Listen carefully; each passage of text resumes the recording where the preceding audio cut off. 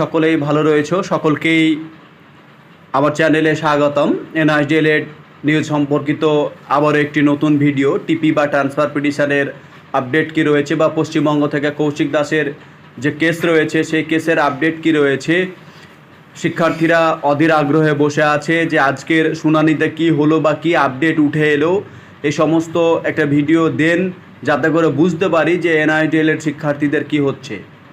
বলা বাহুল্য যে আজকের শুনানিতে বিশেষ কিছু হয়নি, পজিটিভ কিছু আসেনি, নেগেটিভ কিছুও আসেনি। আমাদের টিপি বা ট্রান্সফার পিটিশনের তো যে শুনানি, সেটা তো এখানে কৌশিক দাস যে কেসটি, সেই কেসটি শোনা হয়েছে এবং ট্রান্সফার পিটিশনের এখনও কোনো আপডেট আসেনি। তবে কৌশিক দাসের যে কেসটা রয়েছে সেই কেসের যে আপডেট, সেটাতে নেগেটিভ কিছু আসেনি, পজিটিভও আসেনি। তবে নেগেটিভ আসেনি, এটা এনআইডিএলএড শিক্ষার্থীদের জন্য একটা ভালো ব্যাপার।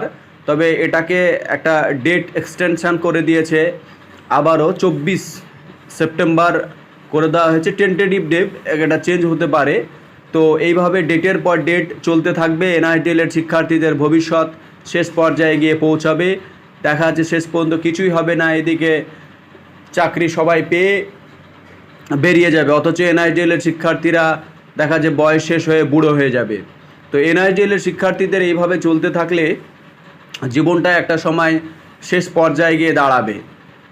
তবে এইভাবে সেই ডেটের পর ডেট করতে করতে প্রায় আমাদের 1 বছর ছুঁই ব্যাপার। এখন পর্যন্ত সেরকম এনআইডিএলএড শিক্ষার্থীদের জন্য ভালো কিছু উঠে এলো না। তবে কৌশিক দাস যে কেস রয়েছে সেটা আমরা জানি যে টিপি বা ট্রান্সফার পিটিশনের সাথে কেসটিকে ট্যাগ করা হয়েছে। তবে কৌশিক দাসের কেসের বিষয়ে যিনি অ্যাডভোকেট ছিলেন তিনি সমস্ত বিষয়ে তুলে ধরেছেন যে এটা 18 মাসের কোর্স যখন করা হয় তখন এটাকে 2 ইয়ার্স বলা হয়, পরবর্তী এটাকে 18 মাস বলা হয়েছে। তো এই সমস্ত বিষয়গুলো তুলে ধরেন। এছাড়াও আরও তুলে ধরেন যে যাদের নোটিশ করা হয়েছিল, যাদের রেসপন্ডেন্টস বানানো হয়েছিল, তাদের কিন্তু নোটিশে কেউ সাড়া দেয়নি, কেউ উপস্থিত হয়নি। সেক্ষেত্রে এই আপডেটটুকু উঠে আসছে যে পশ্চিমবঙ্গ থেকে যিনি অ্যাডভোকেট রয়েছেন পশ্চিমবঙ্গের পক্ষ থেকে, তিনি নাকি 2 সপ্তাহ সময় চেয়েছে। তো এখন দেখা যাক কৌশিকদার কেসের ব্যাপারটা কি হয়। তবে এইভাবে ডেটের পর ডেট চলতেই থাকলে একটা সময় এনআইডিএলএর শিক্ষার্থীদের ভবিষ্যৎ শেষ পর্যায়ে গিয়ে বিপন্ন হয়ে যাবে। কারণ দেখা যাচ্ছে যে ভালো কিছু উঠে আসছে না, এটা ঠিকই, তবে খারাপ কিছু আসছে না, এটা একটা ভালো ব্যাপার। কিন্তু এইভাবে দিন গুনতে যদি সময়ের পর সময় চলে যায়, তাহলে এনআইডিএলএড শিক্ষার্থীরা বিভিন্ন দিক থেকে বঞ্চিত হবে, তারা চাকরি পাবেই না। তো এখন দেখা যাক এইভাবে ডেটের পর ডেট চলতে থাকবে না এনআইডিএলএড শিক্ষার্থীদের কিছু হবে। এখন পরবর্তীতে আমরা দেখব এই বিষয়টা। তবে আপডেট যেটুকু ছিল সেটুকু জানালাম যে টিপি বা ট্রান্সফার পিটিশনে সেরকম আপডেট নেই। তবে কৌশিক দাস কেসে যে আপডেটটা ছিল এটা আপনারাকে জানানো হলো। এখন বিষয় হচ্ছে যে এইভাবে চলতে থাকলে বা চলতে দিলে এনআইডিএলএড শিক্ষার্থীদের কিছু হবে না।